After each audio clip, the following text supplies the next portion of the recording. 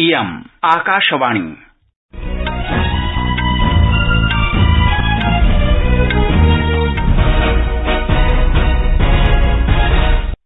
सम्प्रति वार्ताः श्रूयन्ताम्। प्रवाचकः दिव्यानंद झा। प्रथमं मुख्यवार्ताः। प्रधानमन्त्री नरेन्द्र मोदी उक्तवान् यत् जल जीवनाभियानं प्रत्येक परिवाराय जलं प्रदातुं राष्ट्रस्य एकः महत्वपूर्णः मापदण्डः अस्ति।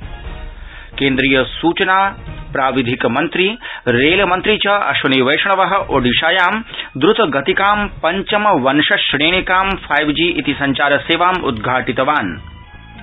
37तमः भारत फ्रांस रणनीतिक संवाद कार्यक्रमः अद्य नवदिल्ल्यां सम्पन्नः।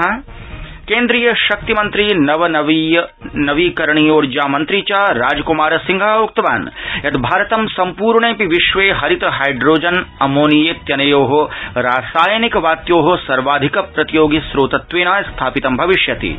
अपि च भारत श्रीलंकयोः मध्ये अनुवर्तमानायाः त्रिस्पर्धात्मिकायाः 20-20 क्रिकेट क्रीडामालिकायाः द्वितीयं द्वन्द्वम् अद्य पुणे नगरे समायोजयिष्यते।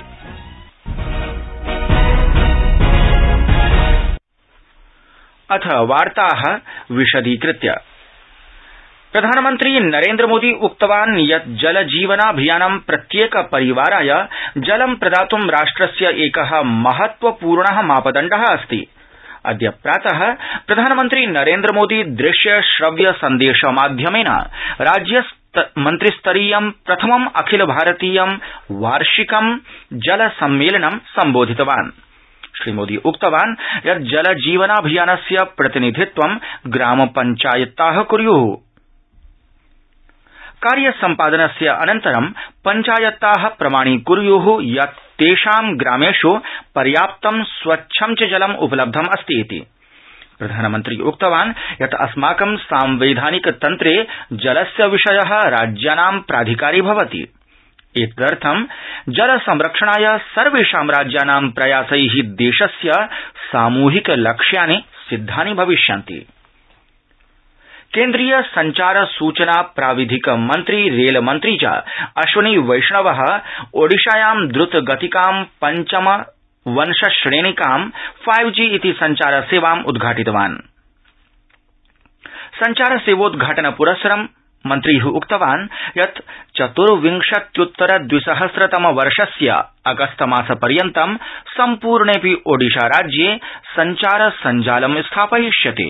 अपि च प्रत्येक ग्रामे तन्तुमाध्यमेन अन्तर्जाल सेवा उपलम्भयिष्यते। श्रीवैष्णवः उक्तवान् यत् सर्वकारस्य सहयोगेन राज्यं शक्तं भविष्यति। तेनोक्तं यत् प्रधानमन्त्रिणः नरेन्द्र मोदिनः प्रतिनिधित्वे सर्वकारेण ओडिशायाः 7,000 ग्रामेष् 5,000 संचारस्तम्भान् स्थापयितुं 600,500 कोटिरूप्यकाणि आवंटितानि सन्ति। शिक्षामन्त्री कौशल विकासोद्यमिता मन्त्री च धर्मेन्द्र प्रधानः उक्तवान् यत् 5G इत्येषा पञ्चवंशश्रेणिका प्राविधिकी शिक्षाक्षेत्रे अपि क्रान्तिकारि परिवर्तनानि करिष्यति। 37तमः भारत फ्रांस रणनीतिक संवाद कार्यक्रमः अद्य नवदिल्ल्यां सम्पन्नः। पक्षद्वयेन उभयपाक्षिकान् वैश्विकान् च विषयान् अभिलक्ष्य चर्चा कृता। राष्ट्रिय सुरक्षा परामर्शदः अजित डोभालः भारतीय शिष्टमण्डलस्य प्रतिनिधित्वं कृतवान्। अपरतः फ्रांस देशीयस्य राष्ट्रपतेः राजनयिक परामर्शदः इम्मानुअल बोनः फ्रांस देशस्य शिष्टमण्डलस्य प्रतिनिधित्वं कृतवान्। इतः पूर्वं सामरिक संवाद कार्यक्रमः 21-2000तमवर्षे नवेम्बरमासे आयोजितः आसीत्। केन्द्रीय शक्तिमन्त्री नवीकरणीयोर्जा मन्त्री च राजकुमार सिंहः उक्तवान् यत् भारतं सम्पूर्णे अपि विश्वे हरित हाइड्रोजन अमोनियेत्यनयोः रासायनिक वात्योः सर्वाधिक प्रतियोगि स्रोतत्वेन स्थापितं भविष्यति। राष्ट्रिय हरित हाइड्रोजन अभियानाय केन्द्रीय मन्त्रिमण्डलस्य निर्णयं साहसं युगान्तरकारिरूपेण ख्यापयित्वा श्रीसिंहः उक्तवान् यत् 30,200 समयसीमायाः पूर्वमेव राष्ट्रं 50 लाख मैट्रिक टन परिमितं वार्षिकं हरित हाइड्रोजन उत्पादन लक्ष्यं प्राप्स्यति। अद्य नवदिल्ल्यां वार्ताहरान् सम्बोधयन् श्रीसिंहः उक्तवान् यत् जीवाश्मेन्धनस्य आयात निर्भरतां न्यूनीकर्तुं राष्ट्रं निरन्तरं प्रयासरतम् अस्ति। हरित हाइड्रोजन इत्येतत् राष्ट्रं ऊर्जाक्षेत्रे आत्मनिर्भरं कर्तुं सहायकं भविष्यति। श्रीसिंहः आश्वस्तः अस्ति यत् अन्येषां देशानाम् अपेक्षया देशीयाः उद्योगाः अपचितेष् मूल्येष् हरित हाइड्रोजन अमोनिया चेत्यनयोः रासायनिक वात्योः आपूर्तिं कर्तुं क्षमाः सन्ति। गतदिवसे केन्द्रीय मन्त्रिमण्डलेन राष्ट्रिय हरित हाइड्रोजन अभियानाय प्रारम्भिकानुदानरूपेण 44,700 कोटि रूप्यकाणां अनुमोदनं कृतम् आसीत्। संस्कृतवार्तायाः संस्करणम् इदानीम् आकाशवाणीतः प्रसार्यते।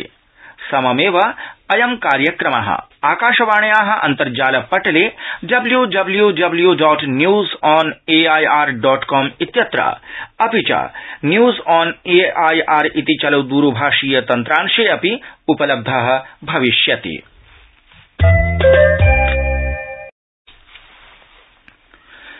प्रधानमन्त्री नरेन्द्रमोदी श्वः नवदिल्ल्यां मुख्य सचिवानां द्वितीयस्य राष्ट्रिय सम्मेलनस्य अध्यक्षतां करिष्यति। एषः केन्द्र राज्य सर्वकारयोः परस्परं समन्वय स्थापन दिशि महत्वपूर्णः पदक्षेपः भविष्यति। अपरतः अद्य प्रभृति आरब्धे मुख्य सचिवानां त्रिदिवसीय सम्मेलने नैरन्तर्येण आर्थिक विकासम् उन्नेतुं चर्चितम्। एतस्मिन् सम्मेलने केन्द्र सर्वकारस्य प्रतिनिधयः मुख्य सचिवाः अन्ये च वरिष्ठाधिकारिणः समेत्य 200 अधिकारिणः सम्मिलिताः भवन्ति। देशे विगतासु 24 होरासु कोविड संक्रमणस्य 88,100 नूतन प्रकरणानि पञ्जीकृतानि। सम्प्रति स्वस्थतामितिः 98.8% अस्ति। देशे 54,500,200 जनाः कोविड संक्रमिताः सन्ति। स्वास्थ्य मन्त्रालयस्य अनुसारेण विगतासु 24 होरासु प्रायः 61,000 जनेभ्यः कोविड सूच्यौषधानि दत्तानि। राष्ट्रव्यापिनः कोविड सूच्यौषधाभियानस्य अन्तर्गतं देशे अद्यावधि 12,20,200 कोटितोऽधिकानि सूच्यौषधानि लाभार्थिभ्यः प्रदत्तानि। स्वास्थ्य मन्त्रालयस्य अनुसारेण अस्मिन्नेव काले 1,200 जनाः स्वस्थाः अपि जाताः। अन्ते क्रीडावार्तासु भारत श्रीलंकयोः मध्ये अनुवर्तमानायाः त्रिस्पर्धात्मिकायाः 20-20 क्रिकेट क्रीडा मालिकायाः द्वितीयं द्वन्द्वम् अद्य पुणे नगरे समायोजयिष्यते। महाराष्ट्र क्रिकेट एसोसिएशन क्रीडांगणे एषा स्पर्धा सायं 7 वादने आरप्स्यते। स्पर्धा मालिकायाम् एतस्यां भारतीयं दलं प्रथमां स्पर्धां विजित्य सम्प्रति अग्रेसरत्वं भजते। एतस्यां द्वितीयायां स्पर्धायां भारतीयदले परिवर्तनम् उद्घोषितम्। तदनु सञ्जू सैमसनः आघातकारणात् स्पर्धाद्वयात् बहिः स्थास्यति। जितेश शर्मा तस्य स्थानापन्नः भविष्यति। मालिकायाः तृतीया अन्तिमा च स्पर्धा राजकोटनगरे शनिवासरे भविष्यति। अन्ते मुख्यवार्ताः पुनरेकदा। प्रधानमन्त्री उक्तवान् यत् जल जीवनाभियानं प्रत्येक परिवाराय जलं प्रदातुं राष्ट्रस्य एकः महत्वपूर्णः मापदण्डः अस्ति। केन्द्रीय सूचना संचार प्राविधिक मन्त्री रेलमन्त्री च अश्विनी वैष्णवः ओडिशायां द्रुतगतिकां पञ्चमवंशश्रेणिकां 5G इति संचार सेवाम् उद्घाटितवान्। 37तमः भारत फ्रांस रणनीतिक संवाद कार्यक्रमः अद्य नवदिल्ल्यां सम्पन्नः। केन्द्रीय शक्ति नवनवीकरणीयोर्जा मन्त्री राजकुमार सिंहः उक्तवान् यत् भारतं सम्पूर्णे विश्वे हरित हाइड्रोजन अमोनियेत्यनयोः रासायनिक वात्योः सर्वाधिक प्रतियोगि स्रोतत्वेन स्थापितं भविष्यति। अपि च भारत श्रीलंकयोः मध्ये अनुवर्तमानायाः 20-20 क्रिकेट क्रीडा मालिकायाः द्वितीयं द्वन्द्वम् अद्य पुणे नगरे आयोजयिष्यते इति वार्ताः।